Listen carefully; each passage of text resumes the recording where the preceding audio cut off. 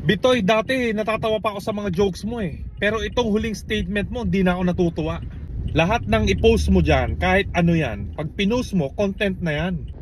The moment na nag-follow kayo sa amin, the moment na pinanood nyo isang bagay, the moment na kinonsume nyo ang isang content, gusto nyo yung content na yon.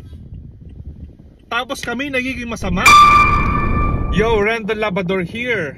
Gusto ko lang magsalita tungkol kay Michael V, aka Bitoy, at sa lahat ng mga artistang laos. Influencers are the new celebrities. Ngayon, Michael V, Bitoy, sabihin mong mali ako. Kapag napatunayan mong mali ako, magdi-delete ako sa Facebook. Marami rin kasing artistang mayayabang, akala mo sino eh.